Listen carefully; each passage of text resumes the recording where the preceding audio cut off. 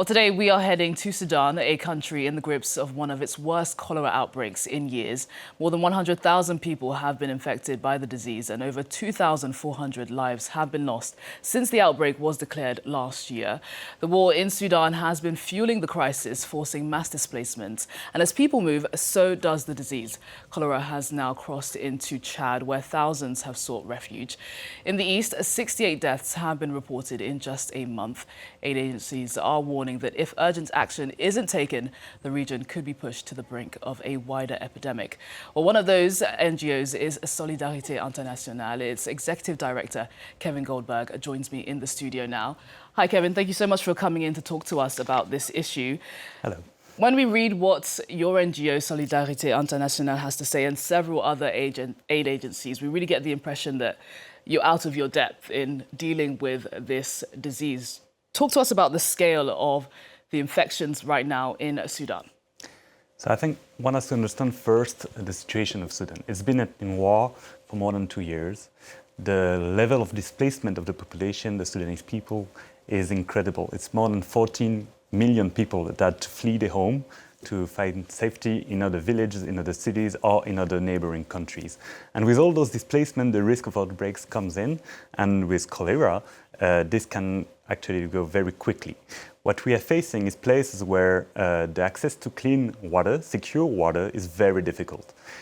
In a situation of humanitarian crisis, you normally get about 7.5 liters of water per day, which is extremely limited. I mean, this is very, very low, and we are not able to provide this to people. What we get in average is 3 liters per person.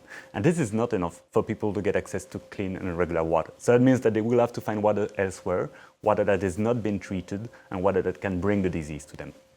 Talk to us about how the devastating conflict that has been going on for the past 2 years has been really fueling the spread of cholera. I mean, you mentioned just a bit there, but give us a bit more details.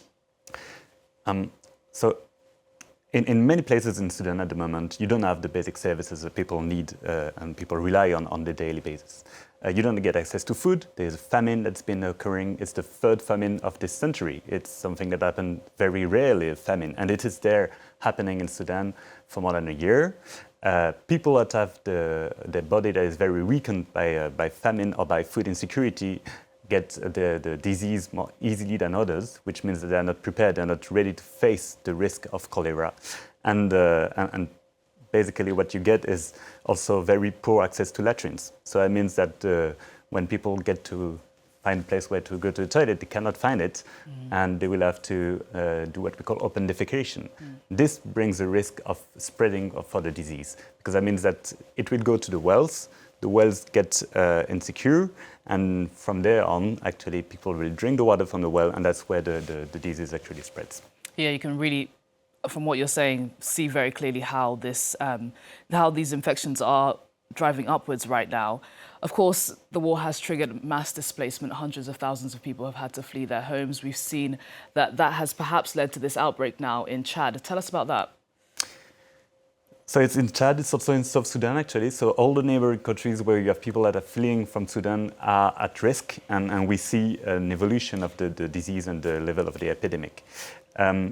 What you have is people searching for safety, because civilians are at very high risk now in Sudan.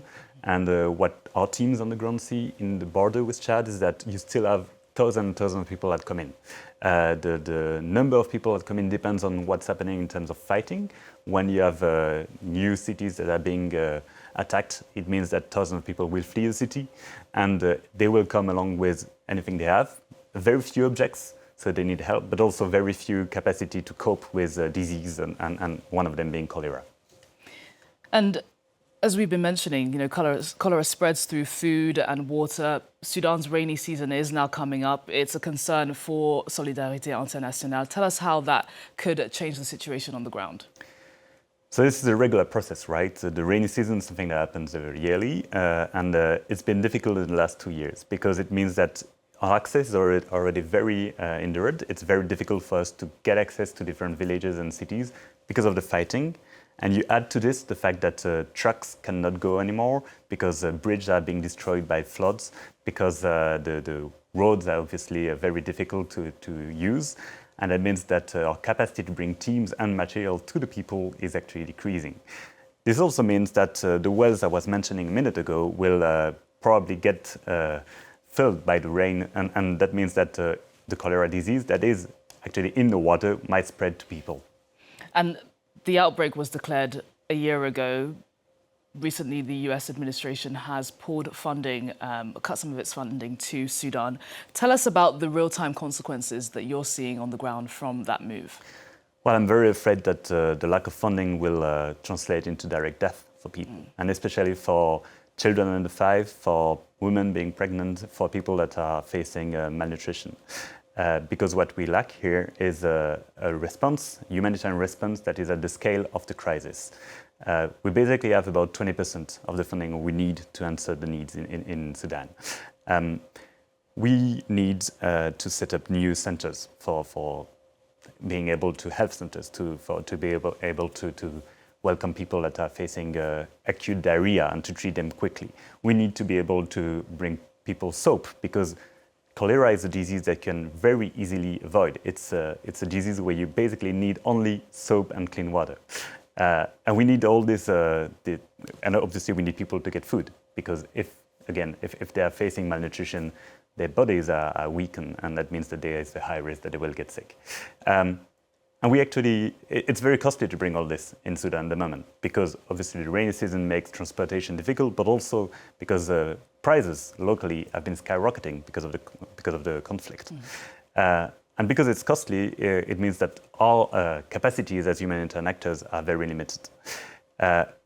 One of the other reasons that you have a fighting that doesn't really take into account the fact that we need access, we need corridors, we need humanitarian corridors to bring aid to people. And we obviously need a ceasefire, which is not coming in any sort of way. The scale of the problem is massive. Kevin, thank you so much for coming in and telling us more about what is an underreported issue, and good luck with the work that you do at Solidarités International. You're welcome. Thank you.